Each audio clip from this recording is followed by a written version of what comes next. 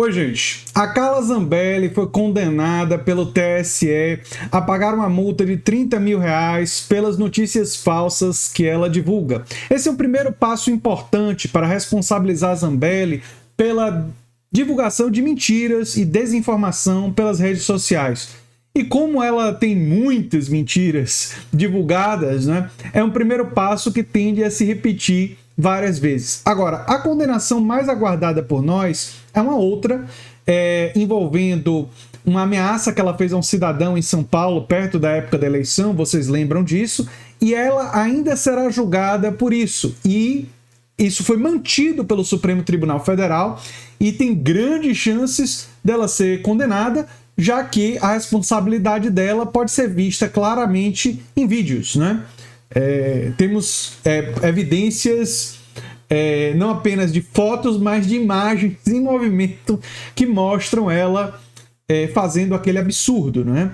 Pois bem, a Gleisi Hoffmann comemorou isso junto com outras pessoas, né?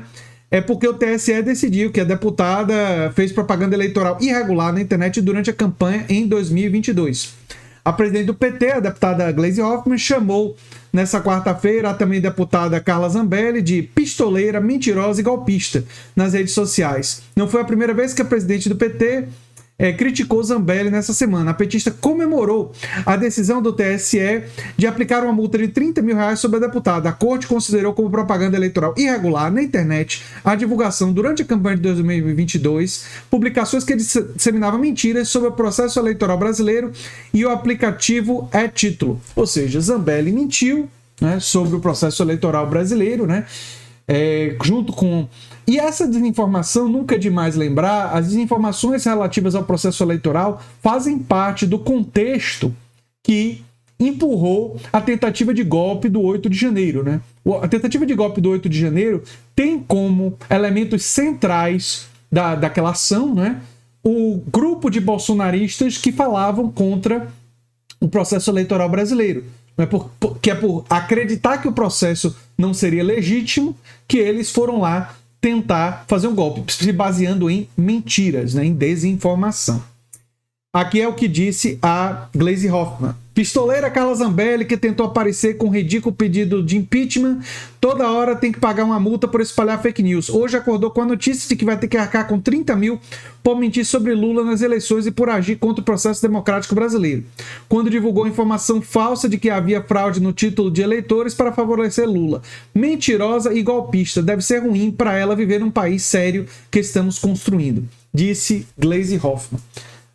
A fala de Gleisi Hoffmann não precisa de reparos, né? Enfim, é absolutamente correta. E ela se refere ao pedido de impeachment que está aí acumulando assinaturas dos bolsonaristas e da direita brasileira, que, em minha avaliação, estava apenas esperando uma oportunidade para tentar lançar um impeachment contra Lula.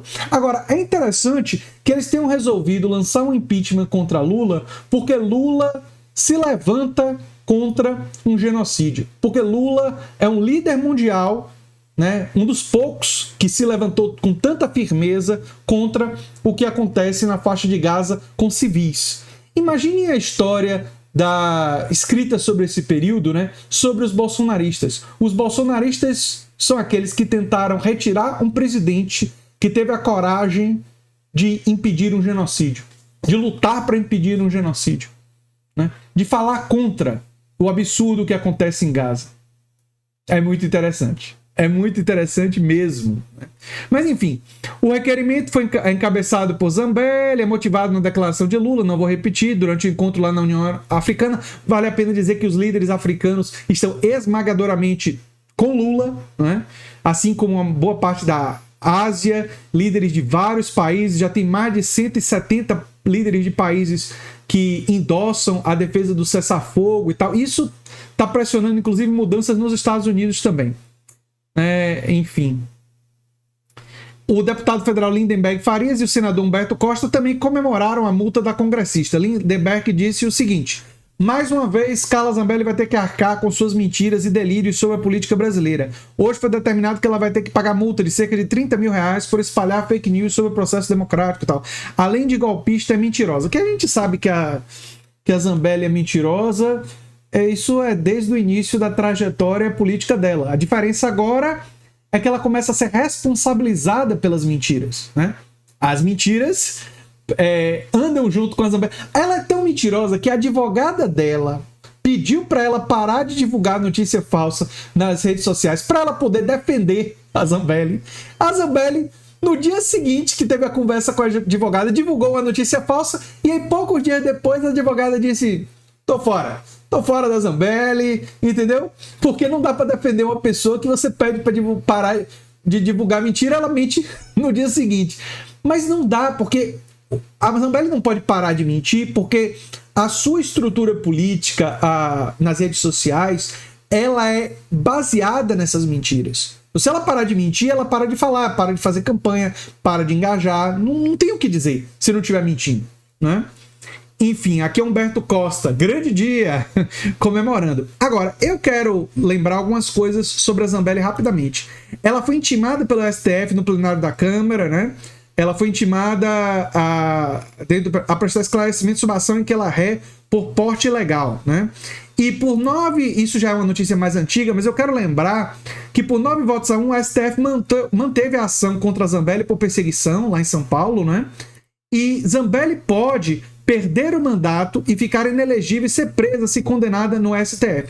Então, assim, essa outra investigação, né? Essa outra investigação sobre o que aconteceu em São Paulo, ela está mantida, ela não foi julgada ainda sobre isso. Ainda não. Mas o STF já determinou que manteve a investigação, que manteve a acusação, né? Ela será julgada, provavelmente ainda esse ano, e se for condenada, ela vai ficar inelegível e pode ser presa até 6 anos de cadeia, né? Como ré primária, talvez não fique lá os 6 anos, né?